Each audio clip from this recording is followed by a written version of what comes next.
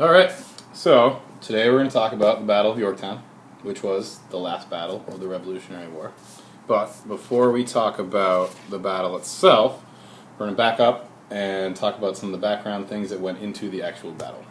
So what I'm going to give you are 5 events on these cards. So I have Declaration of Independence, Boston Tea Party, they're all backwards, Stamp Act, the Boston Massacre, and the Battle of Lexington and Concord. So what I want you to do is, I want you to take these 5 events and put them in chronological order, which is the order that they actually happened in real life. So I have the Battle of Lexington and Concord, Boston Massacre, which is a picture of the British soldiers are in red and they are firing at American citizens, or actually they're not American yet because they're British citizens, but colonists rather. I have Stamp Act. An act is a law passed by British Parliament, which is the British government, on the colonies, and these are just 2 pictures of these stamps. And the acts are a tax on goods that the colonists sold. Question? Yeah, this wasn't what didn't they want to tax tea, something that the colonists really liked? They did tax tea. That was a different act. That was the Tea Act, which actually connects to the Boston Tea Party. And the Boston Tea Party was when the colonists basically protested against the British and dumped a bunch of tea into Boston Harbor. And then we have our Declaration of Independence, which was a document or a written piece of paper that declared independence. So the 13 colonies separated themselves officially, said we are no longer a part of England, we are our own country now. So, take a couple minute or so, see if you can put these in order as best you can, and then after you've decided on the order, I want you to tell me why you put them in the order, and I can help you kind of put them in the correct order if you make any mistakes. But the idea here is to think about what led to revolution and the Battle of Yorktown, which is what we're going to talk about later in class.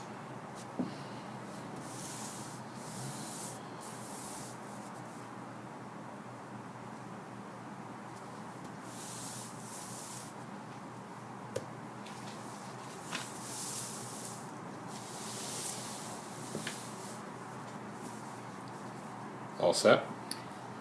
Yeah, All right. all set. So we've got Stamp Act, Boston Tea Party, Declaration of Independence, Lexington and Concord, and the Boston Massacre. Why'd you put the Stamp Act first? I put the Stamp Act first because the colonists were not pleased with their being governed by another country from the British, and the Stamp Act was one of the things that the British did to them that made them say that they really were when that came about, they were very unhappy. Exactly correct. Stamp Act goes first. Why'd you put the Boston Tea Party second?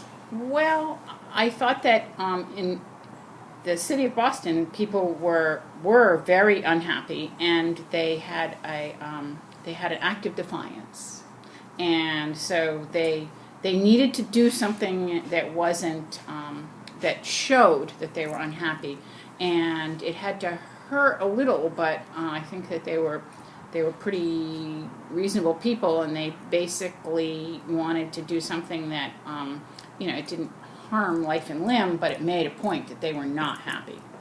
So we're close. That's actually the third one. Ah, So, okay. which of these 3 are you going to put in between the Stamp Act and the Boston Tea Party? Well,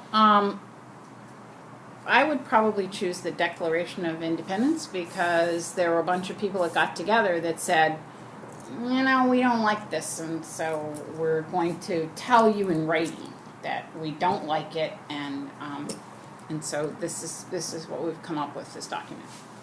Good reasoning, but it's actually a little counterintuitive, meaning it's not what you would expect, but the Declaration of Independence is actually the last of these 5 things that happened. Ah. So that really ramped up the war to another level. Okay. So, which between Lexington and Concord and Boston Massacre would you put after the Stamp Act, but before the Boston Tea Party? Well, I would choose Lexington and Concord, and the only reason that I'm really choosing it is because in order for the British to get to Boston to have a massacre, I wasn't sure. I thought they walked through Lexington and Concord.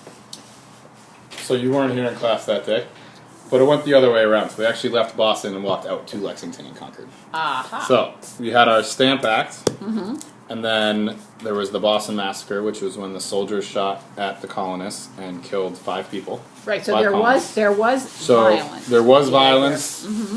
As we talked about in our lecture, this painting from Paul Revere, or engraving, actually isn't totally accurate, and the soldiers were actually proven not guilty because they were firing in self-defense. We had our Stamp Act, and then our Boston Massacre, then our Boston Tea Party, which was like the major act of defiance by the city of Boston. And then that led to the Battle of Lexington and Concord, which we know as the shot heard round the world. That was the first major battle of the Revolution. And so you're telling me that some of the same soldiers in the Boston Massacre might have marched out there? Theoretically, yes. I can't confirm one way or the other, but yes, theoretically, these soldiers would have still been around. So it's about a 5-year difference, but a lot of soldiers spent a long time in the colonies, so that it is entirely possible. So we had our Battle of Lexington and Concord, which kind of set off the Revolution. That was 1775. And then in 1776, we actually officially declared independence. The war was still raging on.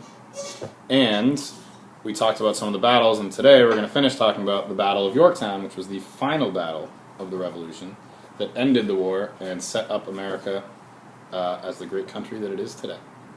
So there were, do you know how many battles there were in the Revolutionary War? There are more famous ones. There are other more famous ones in between that were in the textbook that we discussed, but in terms of like major turning points, you have the 3 probably what I would say the most important battles are the Battle of Lexington and Concord, which started the entire thing.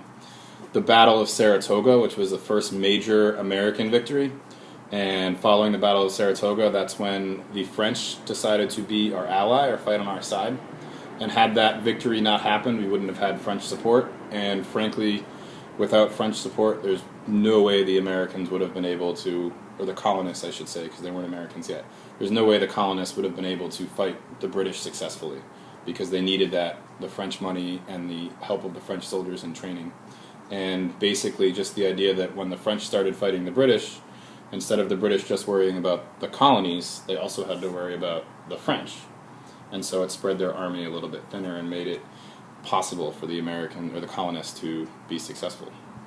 And that led up to, and we're going to talk about today, how the French supported us in the Battle of Yorktown through their navy, through their ships, and we were able to squeeze off the British, surround them, and that's when Cornwallis surrendered, and we won.